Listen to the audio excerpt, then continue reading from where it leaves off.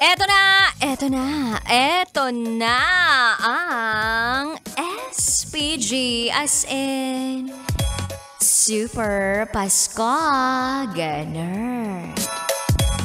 Special shoutout program of DJ Rakitera ngayong holiday season kung saan pwede kang mag-shoutout ng kahit anong tao, sinong tao, hayop sa buhay mo. Oo, eto na yung pagkakataon mong libre silang ma-shoutout sa ganitong holiday season. Ngayon lang namin to ginagawa.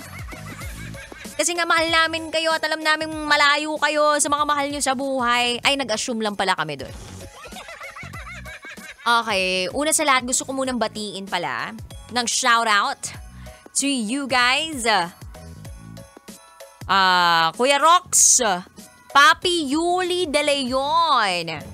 Eto pa, may mga tumatawag na sa Viber line natin. Oriel Miorom.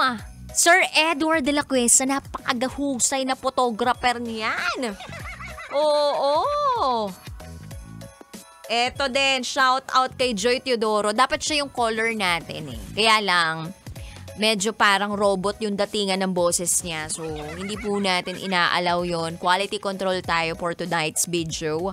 Radyo, sabi niya dito, shout out po. Si Joy, lagi po ako nakikinig from Saudi Arabia. Ayan. Hirap po ng signal dito. Sayang, DJ Rocky. Okay lang yan. May next time pa naman. Try mong tumakas dyan sa bahay ng amo mo. Kaya dyan sa flat ninyo, alis ka dyan. Tingnan mo, meron kang ibang mapupuntahan talaga na maganda-ganda yung signal. Anyway, eto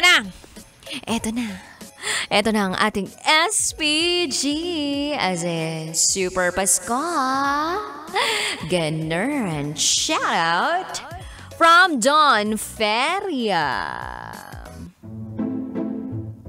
Hi DJ Rocky.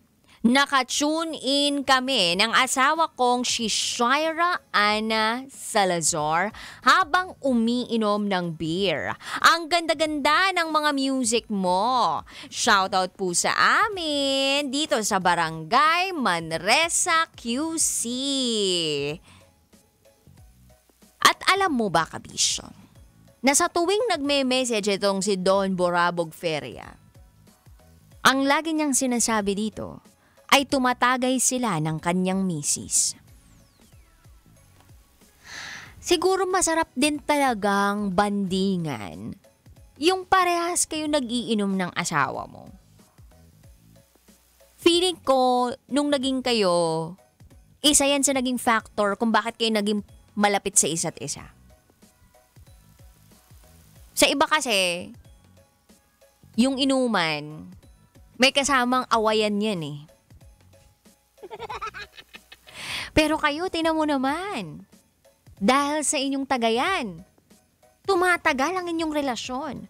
Biruin mo, since 2019 pa nag-PPM to at ang lagi niyang sinasabi sa akin, tumatagay sila ng asawa niya. Don't tell me yung asawa mo ha, binibigyan mo lang ng tagay ha. Diyan sa may Manila North Cemetery. Ay, charot lang, Wendarot. Kasi di ba may ganun, yung kapag namayapa na yung mahal mo sa buhay, tapos tatagayan mo dun sa sa mismong cementerio. But anyway, kidding aside, kabisyo, sana talaga humaba pa ang inyong buhay mag-asawa, magmahalan kayo. Kahit anong trip ninyo sa buhay, sana masakyan ninyo yung isa't isa. Kasi ako, nitong nag-asawa ko, ngayong taon lang naman ako nag-asawa na-realize ko na napakahalaga ng bonding sa isa't isa. Yung quality time. O diba na may nagmamadali na ako kasi pinapauwi na ako ng asawa ko. Wow! Ganun.